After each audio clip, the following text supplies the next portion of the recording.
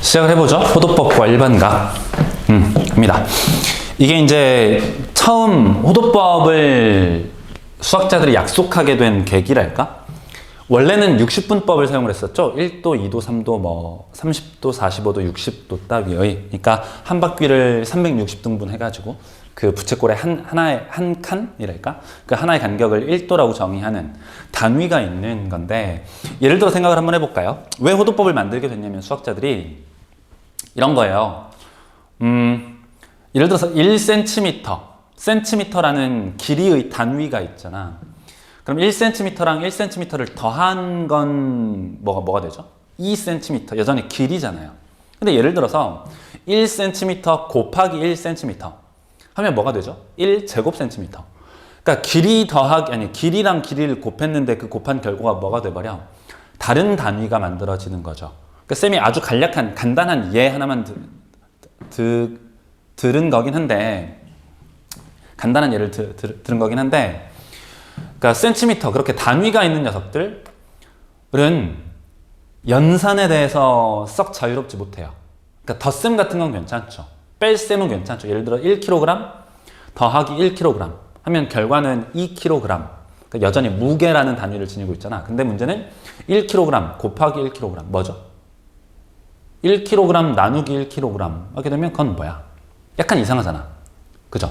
1kg 곱하기 1kg. 그러니까 단위가 있는 녀석들은 연산, 덧셈, 뺄셈, 곱셈, 나눗셈에 대해서 자유롭지 못하다는 거예요. 그래서 이제 이 호도법이라는 걸 만들어냈는데, 호도법은 쉽게 말하면 뭐 라디안이라는 얘기를 들어보긴 했을 테지만 라디안은 단위가 아니에요. 그냥 단위라기보다는 각이라는 걸 표현해주기 위한 기호입니다. 그러니까 예를 들어서 이 호도법은 실제로 그 결과값이 실수거든요. 실수는 단위가 없잖아. 단위가 없으니까 덧셈, 뺄셈, 곱셈, 나눗셈에 대해서 자유로운 거예요. 그 연산에 대해서 자유롭다고. 뭐 간략하게 이제 이 정도로 이제 소개를 하고, 실제 그러면 호도법을 어떻게 정의를 하느냐, 각의 크기를 호도법이라는 방법을 통해서 어떻게 결정을 하느냐면, 예를 들어서 이와 같은 부채꼴을 한번 보죠. 부채꼴. 쌤이 부채꼴을 한 3개를 그려볼게요. 3개. 3개의 부채꼴을 그렸어요. 이 3개의 부채꼴의 공통점 뭐 있죠?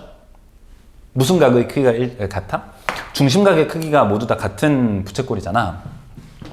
그러면 이 3개의 부채꼴은 모두 다 닮음인 상태라서 이 중심각의 크기가 같기만 하면, 일정하기만 하면 어디든 닮음이라서 항상 뭐 예를 들어서 한 변의 길이나 호의 길이의 비율들이 일정할 거라고. 그러니까 얘랑 얘의 비, 얘랑 얘의 비, 얘랑 얘의 비율이 일정하다. 뭐가 같기만 하면, 중심각의 크기가 같기만 하면. 따라서 이 닮은 비가 같은 부채꼴들은 중심각의 크기가 일정하니까 이 닮은 비가 같은 녀석들의 중심각의 크기를 공통적으로 표현해주기 위해서 이 부채꼴의 반지름의 길이하고 호의 길이의 비, 얘랑 얘의 길이의 비율을 통해서 중심각의 크기를 표현해보자. 무슨 말이냐면, 예를 들어서 이 반지름의 길이를 R cm라고 해봐. R1cm. 호의 길이를 L1cm라고 한번 가정을 해보죠. 두 번째 거는 R2cm라고 한번 해볼게. 그 다음 마찬가지 얘를 L2cm. 제일 큰 녀석을 R3cm라고 가정을 해보고, 호의 길이를 L3cm라고 한번 해볼게요.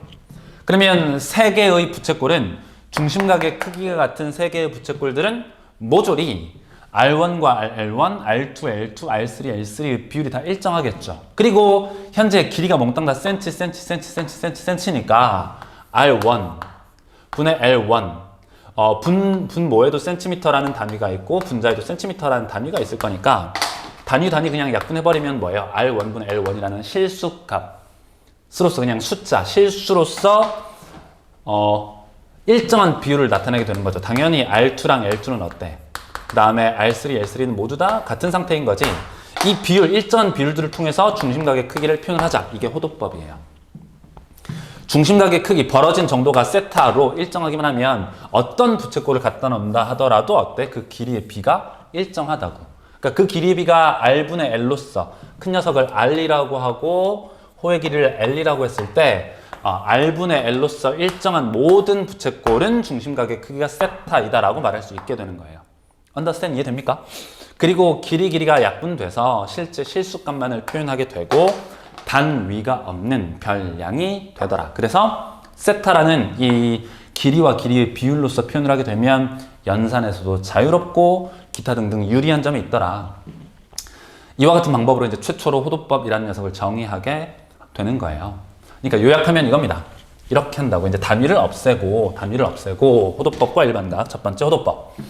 부채꼴의 반지름의 길이와 호의 길이가 R과 L로서 있다면 R과 L의 비율로서 일정한 부채꼴들은 몽땅 다 중심각을 세타라고 표현할 수 있고 기억해야 될 첫 번째 공식 세타는 길이 R분의 L로서 표현하기로 하자. 이때 그러면 예를 들어서 R이 뭐 3이고 L이 6일 수 있잖아요. 그럼 그때 중심각의 크기 세타는 얼마라는 거야? 2라는 거죠. 2라는 숫자, 실수라는 거야. 근데 예를 들어서 쌤이 칠판에다가 2라는 숫자를 썼대. 그럼 얘가 길이인지 부피인지 넓이인지 각의 크기인지를 알아야 될 거 아니에요. 그래서 이 2라는 숫자가 뜻하는 바가 각의 크기를 표현하고 있는 숫자입니다 라는 걸 알려주기 위해서 RAD, radius의 앞글자 RAD를 따서 라디안이라고 부르기로 하는 거예요. 그러니까 이렇게 쓴다고 세타 괄호치고 RAD. RAD라는 이 표현이 있으면 뭐라고요? 각의 크기를 표현하고 있는 숫자라고요. 실제 숫자. 괜찮죠? 실제 숫자가 된다. 그래서 세타를 R분의 L로서 표현하게 된다. 이 녀석에 따라서 이런 공식이 당연히 유도돼요. L은 넘기면 뭐가 됩니까? 부채꼴의 호의 길이는 R 곱하기 세타라는 공식 하나가 만들어지고요. 하나 더 암기해야 될 사안, 이 다 암기해야 돼. 부채꼴의 넓이에요, 넓이를 S라고 하면, 2분의 1 곱하기 R제곱 세타가 되고요. 하나 더, 2분의 1 곱하기 부채꼴의 반지름의 길이 곱하기 호의 길이 RL이다라고 표현할 수 있게 돼. 얘는 살짝 증명을 보여드릴게요. 다시, 얘네들은 뭐라고? 정의, 약속이고요.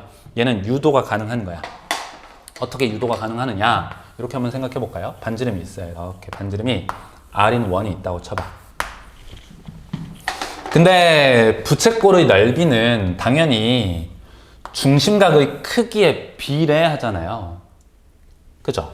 중심각의 크기에 비례하거든요. 중심각의 크기에 비례한다고. 중심각의 크기에 비례해서 예를 들어서 요 큰 원의 넓이를 파이 곱하기 R의 제곱이라고 쓴다면 요 놈 돼. 부채꼴의 중심각의 크기가 세타인 이 부채꼴의 넓이를 S라고 하면 요 녀석 때 S는 뭐가 성립할 거냐면 이게 성립하겠죠. 한 바퀴가 몇 도죠 이거? 360도 그죠? 360도 대 세타라고 쓸 수 있게 될 거 아니에요. 그죠? 따라 내가 구할 S라는 녀석 써보면 S는 내항의 곱, 외항의 곱 같을 거니까 360도 분의 파이 곱하기 R제곱 곱하기 세타 이렇게 쓸 수 있게 되고요. 참고로 여기서 이제 360도는 생각해봐요. 생각해봐. 이 부채꼴의 호의 길이를 아까 L이라 그랬죠. L. 호의 길이 마찬가지 L은 R 곱하기 세타인데 둘레의 길이는 그럼 얼마야? 당연히 중심각의 크기가 커지면 호의 길이는 비례해서 커질 거니까 전체 얼마죠? 원둘레의 길이가 2파이R이잖아요? 그치? 이 녀석은 반지름 R 곱하기 뭐랑 같은 거야? 360도랑 같은 거죠. 괜찮아? 따라서 여기에서 2파이, R 약분해버리면 2파이가 몇 도? 360도이다 라는 걸 알 수 있어요. 오케이? 그러니까 360도가 2파이야. 여기서 말하는 파이는 3.14159 땡땡땡 그 무리수를 뜻하는 겁니다. 그러니까 2파이가 360도래. 뭐 얼마라고? 360도가 2파이. 라서 360도 대신에 2파이를 집어넣으면 다음처럼 표현된다고. 처음 보는 거 아니니까 알 거라고 생각해요. 그지? 따라서 요약해보면 파이 약분하고 2분의 1 곱하기 R제곱 곱하기 세타. 그 다음에 2분의 1 곱하기 R 곱하기 R 하나 세타. 곱하면 R 하나 세타 곱하면 그게 L이잖아요. 그래서 이와 같은 공식들이 유도된다고 판단할 수 있어요. 기억해야 될 두 가지 다시 한번 말씀드릴게. 이 공식 기억해 주셔야 되고요. 공식. 첫 번째, 요 녀석은 공식이라기보다는 정이고요. 그 다음 밑에 있는 부채꼴의 넓이 2분의 1 R제곱 세타, 2분의 1 R제곱 세타, 2분의 1 RL 외워두시고, 참고로 방금 유도 과정을 통해서 얻어냈던 2파이라는 녀석이 몇 도? 360도니까 특수각들에 대해서는 조금 기억을 해줘야 돼. 양변 2로 나누면 파이 몇 도? 180도. 180도는 파이다. 그 다음 또 2로 나누면 2분의 파이는 몇 도? 90도라는 거. 특수각. 3으로 나누면 얼마가 되죠? 3으로 나누면 3분의 파이가 몇 도? 60도. 4로 나누면 어떻게 돼? 4분의 파이는 45도. 그죠? 알고 있는 거죠? 그 다음에 6으로 나누면 어떻게 되죠? 6분의 파이. 6분의 파이는 몇 도? 30도. 등등등의 특수각은 최소한 기억을 해 주시라는 거까지 정리해봤어요. 호도법과 부채꼴의 호의 길이 및 넓이 살짝 정리를 해봤고, 그 다음 두 번째 내용이 일반각이에요. 일반각. 그죠? 일반각. 지금까지 60분법에 따르면 한 바퀴 맥시멈 360도까지밖에 표현을 안 했었어. 그리고 여러분들 기억날지 모르겠는데 중3 때 공부했던 삼각비 있잖아요. 삼각비에서는 예각에서만 삼각비, 그 빗변과 높이, 빗변과 밑변 길이, 밑변과 높이의 비율로서 삼각비라는 걸 정의를 해봤었는데, 일반각은 뭐냐면, 그러니까 뭐랄까, 물체들의 움직임, 예를 들면 천체의 움직임, 태양을 중심으로 해서 행성들이 돌아다닐 때, 행성이라고 하나 뭐라고 하나, 아무튼 돌아다닐 때 그들의 움직임들을 설명해내기 위해서, 혹은 원자에 있는 핵과 전자들의 움직임, 기타 등등 이런 것들, 그런 어쨌든 다양한 물리학이든 여러 가지 사회적인 현상이든 자연 현상이든 그런 것들을 설명해내기 위해서 360도보다 큰, 그러니까 360도 이상의 각들이 필요해질 때가 존재해요. 뭐 간단하게 예를 들면 이런 거야. 여러분들 김동성 아나? 모르겠어. 김동성. 쌤이 자주 드는 예제인데, 김동성이라고 쇼트트랙 선수, 전설의 레전드라고 하나 요새? 전설적인 선수가 있었어. 쇼트트랙 관련된. 김동성의 분노의 질주 한번 유튜브에 쳐봐요. 분노의 질주. 재밌습니다. 분노의 질주라는 거 쳐봐. 이게 무슨 영화 제목이 아니고 영화 같은 거긴 한데, 그게 뭐냐면 김동성이 쇼트트랙 선수예요. 쇼트트랙 선수. 근데 이제 쇼트트랙이라는 게 트랙이 이렇게 있으면 얘를 뭐 한 15바퀴인가? 그렇게 돌거든? 그 3000m인가 5000m인가는 15바퀴를 돌아요. 뭐 이제 몇 미터냐에 따라서 뭐 500m, 100m는 아닌가? 200m, 무슨 500m, 1000m, 1100m 이렇게 있는데, 아무튼 선수들이 이렇게 일렬로 이렇게 서서 여기서 이제 출발을 해서 이렇게 가장 빨리 15바퀴를 도는 사람이 1등, 금메달, 뭐 이런 경기인데, 스케이트 타고. 분노의 질주를 쳐보면 이런 게 있어요. 어쨌든 총소리가 탁 나면서 4명의 선수들이 돌고 있어. 돌고 있는데, 내가 잠깐 화면을 안 보고 있다가 한 1분, 2분 뒤에 화면을 딱 봤어요. 화면을 안 보고 있다가 화면을 봤어. TV 화면을 봤다고. 봤더니 4명의 선수가 나란히 이렇게 일렬로 이렇게 쫙 가고 있는 거야. 일렬로 이렇게 4명이 나란히, 예를 들면 나란하게 이렇게 쫙 이렇게 거의 막 누가 1등인지 누가 2등인지 모르게 나란히 이렇게 유지하면서 쭉 돌고 있었대. 그럼 질문. 김동성하고 다른 선수들은 지금 똑같은 상태인가? 이렇게 물어보는 거야. 똑같은 상태라는 말이 등수가 현재 비등비등한 거야? 라고 물어봤어요, 쌤이. 비등비등한 건가? 오늘 집에 가서 분노의 질주를 한번 쳐서, 지금은 이제 수업 끝나고 영상 다 보고 나서 분노의 질주 쳐보시고, 그걸 보잖아요. 어떻게 됐냐면 4명이 나란히 가고 있는데 김동성이 압도적 1등이야. 왜냐면 다른 선수들은 3바퀴 돌 때 김동성은 5바퀴를 돌았거든.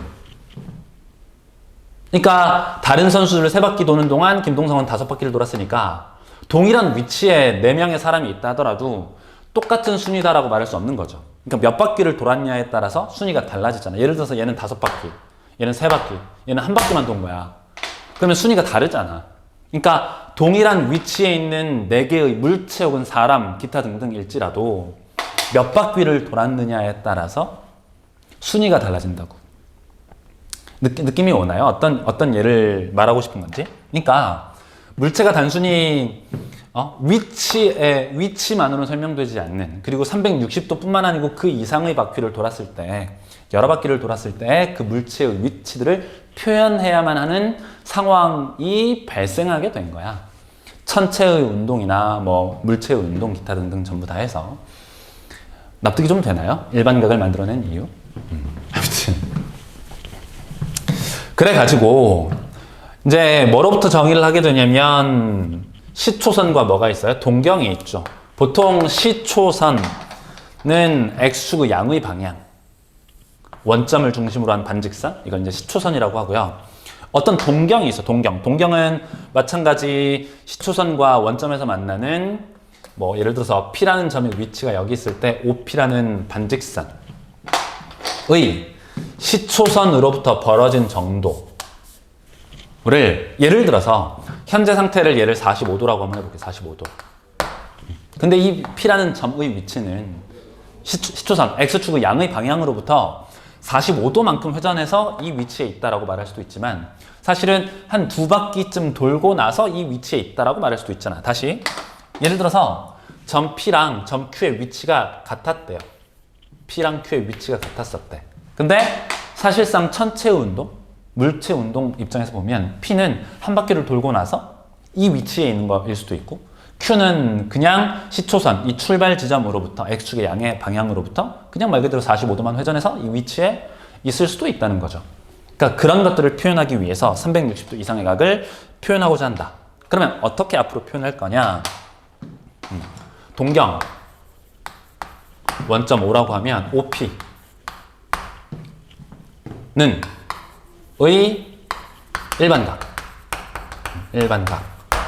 표현을 하기를, 시초선으로부터 어쨌든 벌어진 정도, 각의 크기는 45도지만 이 녀석이 한 바퀴